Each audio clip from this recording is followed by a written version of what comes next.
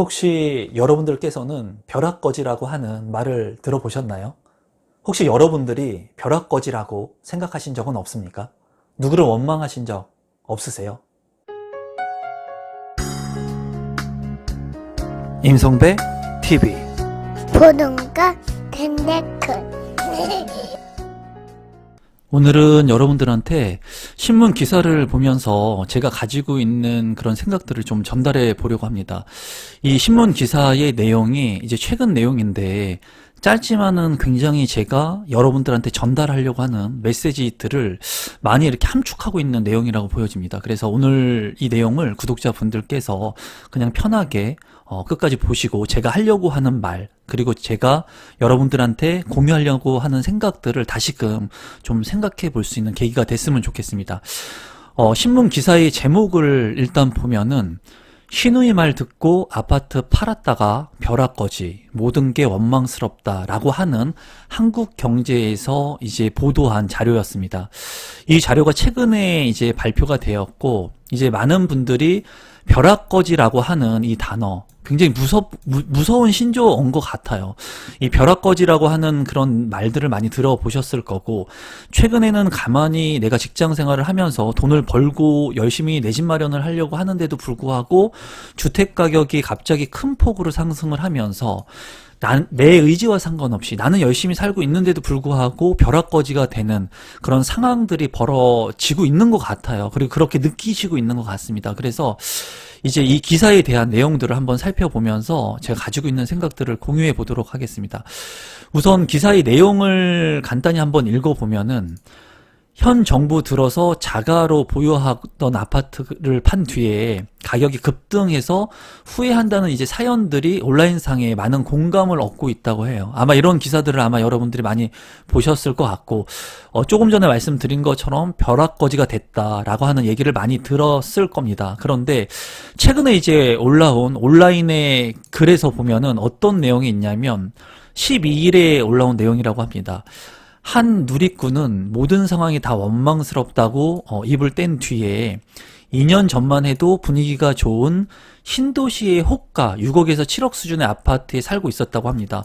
2년 뒤면은 이제 지금이 2021년인데 2019년도 같은 경우에 이제 주택 가격이 지속적으로 올랐지만은 대세 상승을 막 하기 직전이었어요. 그리고 그 대세 상승을 하면서 2020년도에 이제 임대차 3법으로 인해서 전세 가격과 매매 가격이 큰 폭으로 올랐죠. 그러니까 그 전에 신도시 6, 7억 원 선이라고 하니까 이제 여러 가지 신도시들이 제가 생각나는데 뭐 미사지구일 수도 있고 그런 아파트에 이제 살고 있었던 것 같습니다. 그런데 이사를 계획하면서 전세를 줄까 팔까 고민하던 시기에 이제 더 이상은 이 집이 안 오른다, 꼭지다 하는 신우이의 말을 듣고 팔기로 이제 결심을 했다고 해요.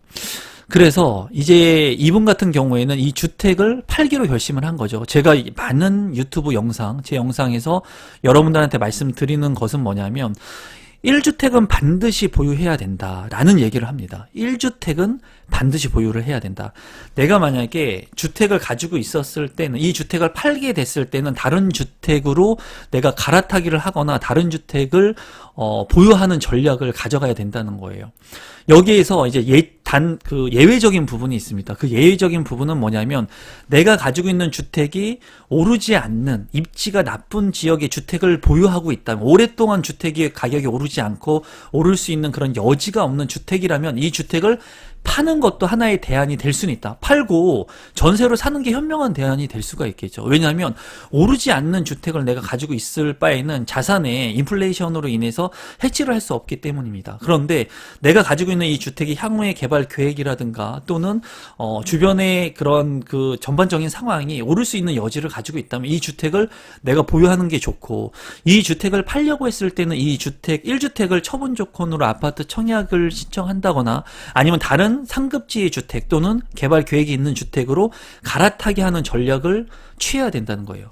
그런데 이분 같은 경우에는 그냥 신우이 말에 있어서 지금 이 아파트 꼭지니까는 파는 게 좋겠다 해가지고 이 주택을 이제 판 것으로 보여집니다. 한번 보도록 할게요.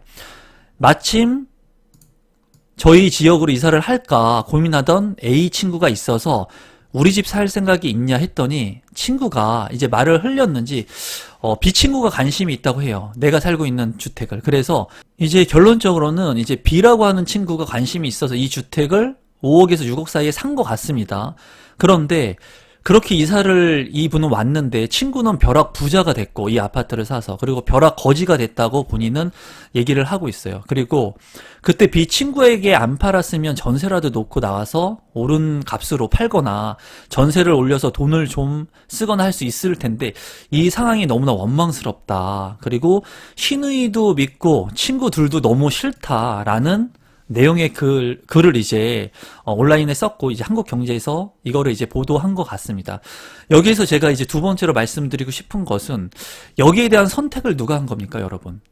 이 집을 파신 본인 스스로 하신 거예요. 그렇기 때문에 이 신우이를 원망할 필요도 없고 그리고 친구들을 원망할 필요도 없습니다. 모든 이 현 상황에 판단은 본인이 한 것이기 때문이에요. 많은 사람들이 지금 현재 내가 주택을 사지 못해서 벼락거지가 됐다, 또는 이분처럼 이 주택을 팔아서 있었는데 팔아서 내가 벼락거지가 됐다, 이런 생각들을 하면서 과거에 치우치는 그런 양상들을 많이 보이거든요. 그런 분들은 앞으로 삶에 있어서 도움이 되는 게 하나도 없습니다.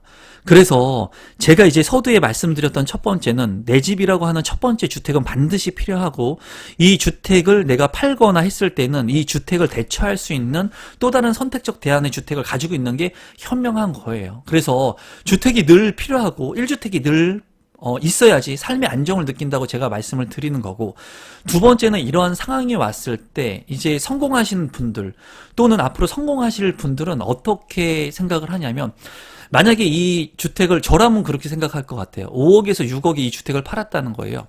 그러면 나는 현재 5억이나 6억의 자산을 가지고 있습니다. 또는 현금을 보유하고 있을 거예요. 또는 전세를 살고 있을 거예요. 그러면 내가 이렇게 실수한 부분들을 생각하면서 내가 이 부동산에 대한 자산의 상승에 대한 부분, 그리고 자산 가치의 인플레이션을 해지할 수 있는 부분, 그리고 화폐 가치 하락하는 부분들을 내가 잘 이해하지 못했다는 거예요. 그리고 이 신우이의 말을 내가 믿고 팔았지만 이렇게 잘못한 부분들의 현 시점에서 그러한 실수한 부분들을 받아들여야 됩니다.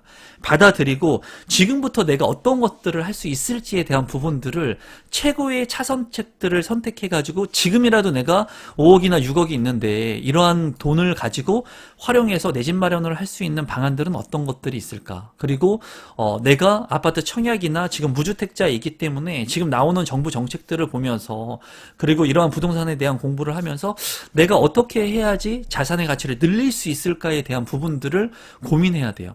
그런데 제가 안타까운 것은 지금도 제 영상을 보시면서 많은 댓글들을 보면서 이렇게 지나간 시간들을 후회하고 그리고 누군가를 원망하는 사람들이 많이 있다는 거예요. 우리 구독자분들 중에도 그런 분들이 있습니다.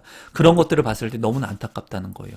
저도 실패하고 실수하고 했던 그런 부분들이 많습니다. 지금 부동산은 20년 동안 경험을 하면서 그런 것들이 많은데, 제가 느낀 것은 그거예요. 지나간 것은 빠르게 있고 내가 지금 할 수 있는 부분들 중에 어떤 것들을 통해서 현명하게 내가 선택할 수 있는지를 여러분들이 선택하시면 됩니다. 이게 아주 간단한 것 같은데 너무나 과거에만 치우치는 분들이 많다는 거예요. 과거에 얽매이면 안 된다고 하는 그런 말들을 제가 많지 않습니까? 과거에 내가 거기 살아봐서 아는데 거기 나쁩니다. 그 지역. 그건 과거일 뿐이에요. 지금 현재와 미래에는 그 지역이 어떤 개발 계획을 가지고 있고 어떻게 변화가 될지 모른다는 겁니다. 그리고 과거에 있는 그런 가격들에 연연해가지고 내가 내 집 마련을 못하는 거예요. 그러니까 많은 폭락론자들이 주택가격이 떨어지기를 원하는 겁니다. 근데 만약에 10억 했던 아파트의 가격이 5억으로 떨어진다고 예를 한번 들어볼게요. 그렇다면은 저같이 올바른 재테크 마인드를 가지고 있는 사람들, 그리고 올바른 재테크의 마인드를 가지고 재테크를 하고 있는 사람들은 10억의 가치가 있는 아파트가 5억까지 떨어진다고 한다면 그 사람들은 어떤 포지션을 가져갈까요? 7억이 됐을 때 미리 선점해서 이 아파트 산다는 거예요. 저도 마찬가지죠. 6억이 됐을 때 이 아파트 내가 대출 레버리지 이용해가지고 산다는 겁니다. 하지만 폭락론을 외치는 사람들은 이게 5억까지 떨어지면 더 떨어질 거라고 하는 그런 생각들 때문에 사지 못한다는 거예요. 4억이 되고 3억이 되고 2억이 될 것 같은 그런 생각들을 가지고 있기 때문에. 그래서 그런 폭락론자의 생각을 가지고 계신 분들은 늘 전세를 사시는 거예요. 늘. 하지만은 제가 얘기하죠. 지금이라도 이렇게 비싼 아파트 가격을 보면서 사야 됩니까? 그럼 전 얘기해요. 사도 됩니다. 만약에 본인이 감내할 수 있는 역량을 가지고 있다면 지금 사가지고 안정적인 자산을 가지고 내 주거 안정을 가지는 게 어떻게 보면 현명하다는 생각을 하는 거예요.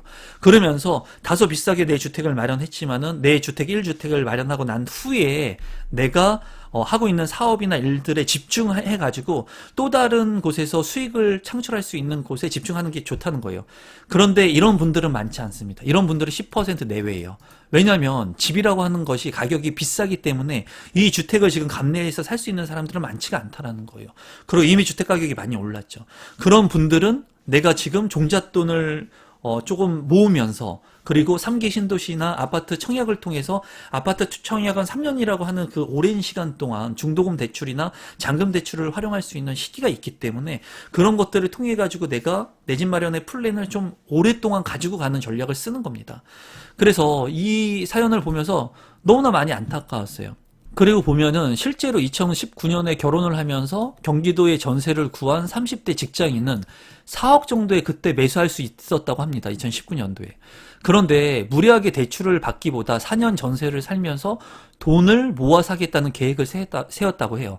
이런 분들이 많습니다. 그런데 이제는 이 아파트의 가격이 6억이 됐고 규제가 대출까지 이제 막혔다고 해요.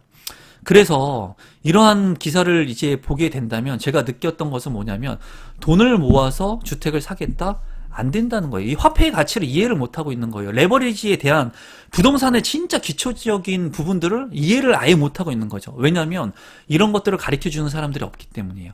우리가 저도 경제학과를 나왔지만 경영학과를 나왔지만 이런 경제나 경영학과에서조차도 이런 그 수요 공급에 대한 부분들, 그리고 그것은 이론일 뿐입니다. 이론일 뿐이고, 기본적인 경제 원론을 배울 수는 있지만은 이런 금리에 대한 부분들, 화폐 가치에 대한 부분들을 명확히 내가 이해하기 쉽지 않다는 거예요. 이런 부분들은 살아가면서 내가 경험을 하면서 그 이해를 해야 되는데, 대다수의 사람들이 대출을 받는 것을 싫어하고 돈을 모아서 주택을 살려고 한다는 거죠. 지금은 다행히도 유튜브 같은 것들이 이제 많이 보편화가 되면서 많은 분들이 부동산을 하시는 분들이 대출에 대한 레버리지에 대한 부분들에 대해서 얘기를 많이 해주고, 주식도 마찬가지죠. 주식이 무조건 안 돼라고 하는 생각들이 있는데 그런 분들은 주식을 통해서 돈을 못 버는 분들이고, 그리고 우량주 투자라든가 그 가치가 있는 그런 가치 투자를 하신 분들이 아니라 한 방을 노리는 투자를 했던 사람들이 내가 가지고 있는 주식들을 다 잃으면서 주식 투자는 안 돼 하는 그런 한쪽에 편향적인 시야를 가지고 있는 겁니다. 하지만 지금은 유명하신 많은 유튜버 분들이 많은 경험을 토대로 해가지고 주식에 대한 올바른 그런 얘기들도 많이 하고 있거든요. 그래서 우리 구독자분들이 지금 이제 어렵고 그리고 두렵지만은 제 영상을 보시면서도 내 집 한 채가 필요하다고 하는 생각을 저는 주고 싶은 거예요. 무리하게 대출을 일으켜가지고 내 집 마련하셔라, 이런 영상을 제가 여러분들한테 드리는 게 아니라 내 집이 반드시 필요하니까 그런 것들을 하기 위한 재테크 마인드를 세팅하고, 내가 만약에 40살, 50살, 60살이 돼가지고 이러한 레버리지를 이용하는 부분들을 뒤늦게 아셨다면 내 자식들한테 이런 것들을 알려줄 수가 있겠죠. 저도 11살이 어린 제 동생한테, 지금은 이제 33살이 된 32살이 된 제 동생한테 이런 재테크 마인드를 제가 전달해 주면서 어린 나이에 이런 대출이 두렵고 힘들지만은 이런 마인드를 제가 전수해 주는 겁니다. 그리고 내가 경험했던 것들을 이제 전달해 주는 거죠. 그래서 이런 기사를 보면서 많은 것들을 느꼈습니다. 그리고 마지막으로 보면은 서울 양천구 목동의 아파트를 10억에 이제 가지고 있었는데 매도했다고 해요. 정부가 집값을 잡겠다 공언하자 영끌을 해서 산 아파트 가격이 떨어질까봐 이제 서둘러 집을 팔았다고 합니다. 근데 결과론적으로는 지금 20억대가 넘었다고 해요. 그러면서 이제 임대차 3법으로 인해서 전세 가격도 너무나 많이 올랐다고 해서 우울증까지 걸렸다고 합니다.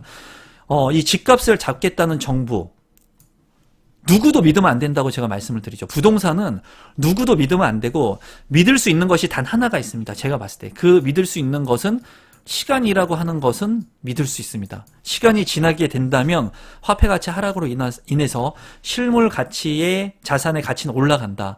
시간은 믿을 수 있습니다. 시간은 누구나한테 24시간이 주어지고, 이 시간을 현명하게 쓰는 사람들은 성공을 할 수가 있고 자산을 늘릴 수가 있습니다. 그렇지만 이 시간을 현명하게 쓰지 못하는 사람들은 어려운 상황에서 이 100살을 어렵게 살면서 결국 죽게 되는 겁니다. 그래서 저는 시간을 믿고 부동산은 시간을 사는 것이라는 얘기를 누누이 말씀을 드리죠. 저는 제가 가만히 있지만은 저를 통해서 돈을 벌어다 주는 것들이 있습니다. 제 부동산이 그렇고요. 제가 가지고 있는 실물 자산들이 제가 가지고 있지만은 배당을 만들어주고 돈을 벌어주고 있습니다. 그래서 여러분들한테 말씀드리고 싶은 것은 정부가 집값을 내려주겠다? 이 집값이라고 하는 것, 부동산이라고 하는 가격은 그 누구도 예측할 수 없는 부분이고 이 가격을 누구도 조정할 수 없습니다. 그렇기 때문에 여러분들 스스로 재테크 마인드를 가지고 이 부동산의 실물 자산의 가치를 여러분들이 이 시간이라고 하는 것을 사면서 이 자산의 가치를 여러분들이 만들어 가는 거예요. 여러분들이 신우이가 얘기해가지고 부동산 가격이 2배 올랐으면 그 신우이한테 1억, 2억 줄 겁니까? 안 줄 거예요. 그 누구를 원망하지도 말고 그 누구를 믿지도 말고 여러분들이 이 올바른 재테크 마인드를 통해서 많은 책들, 많은 공부들을 하면서 여러분들의 부동산 재테크 마인드를 정립하시고 그리고 이런 자산의 가치를 올리실 수 있는 계기가 됐으면 좋겠어요. 그래서 오늘 제가 이 신우이에 대한 뉴스 기사를 보면서 이 기사 짧은 기사지만은 부동산의 모든 것이 여기 다 들어가 있습니다, 여러분. 그래서 여러분들이 제가 전하려고 하는 이 메시지가 어떤 것인지 한번 생각해 보는 계기가 됐으면 좋겠고, 첫 번째로 그 누구의 말도 믿지 마시고, 그리고 내가 부동산 투자를 하거나 실수를 해가지고 벼락거지가 만약에 됐다 하더라도 우리 구독자분들께서는 원망하지 마시고 지금 현 상황에서 이제 어떻게 내가 할 수 있는 최선의 그 선택을 해가지고 자산을 늘릴 것인가, 그리고 우리 가족들이 행복하게 하기 위해서 이제 많은 사람들이 나 혼자 잘 먹고 살기 위해서 열심히 일하고 부동산을 사고 주식을 사고 하지 않습니다. 그 사람들은 내가 잘 먹고 사는 것도 있지만 내 어머니를 위해서, 내 아버지를 위해서, 내 아내를 위해서, 내 자식들을 위해서, 내 동생을 위해서, 내 형을 위해서, 누군가를 위해서 내가 돈을 벌고 싶은 거예요. 나만 잘 살기 위해서 이기적으로 사는 사람은 없습니다.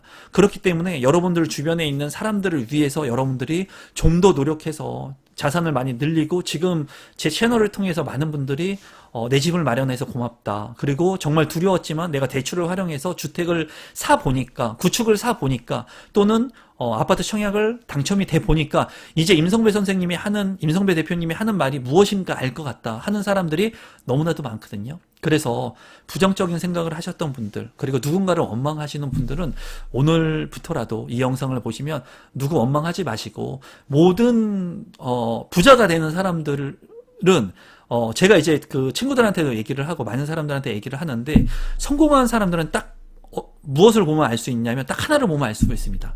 실패한 사람, 성공할 수 없는 사람들은 남을 탓합니다. 하지만은 성공한 사람 또는 성공할 수 있는 가능성이 높은 사람들은 본인 자신을 탓해요. 어떤 일을 했을 때 잘 안 된다 그러면, 아, 내가 이거를 이렇게 했기 때문에 잘 안 됐구나, 내가 앞으로는 이런 일들을 이렇게 해야 되겠구나. 제 주변에 있는 사람들도 실패할 수밖에 없는 사람들은 남을 탓합니다. 아, 그때는 시기가 안 좋았어, 나는 부모님이 돈이 많이 없잖아, 나는 많이 못 배웠잖아, 나는 가진 것이 없잖아, 아, 바이러스 사태가 그때 터졌잖아. 하지만 성공하는 사람들은, 성공할 수 있는 사람들은 나를 탓합니다. 나를. 아, 바이러스 사태라고 하지만 내가 여기에서 너무 무리하게 투자를 했어. 내가 여기 아파트 청약 남들이 하지 말라고 했지만은 내가 그때 청약을 해야 됐어. 우리 구독자분들, 이 영상을 보시는 우리 구독자분들은 남을 탓하는 사람이 아닌 나를 탓하고, 그리고 나를 원망할 수 있는 그런 사람들이 됐으면 좋겠습니다. 오늘도 마지막까지 제 영상, 보잘것없는 이 영상을 끝까지 시청해 주셔서 감사드리고, 여러분들한테 도움이 될 수 있는 콘텐츠들로 찾아뵙도록 하겠습니다. 끝까지 시청해 주셔서 감사합니다, 여러분.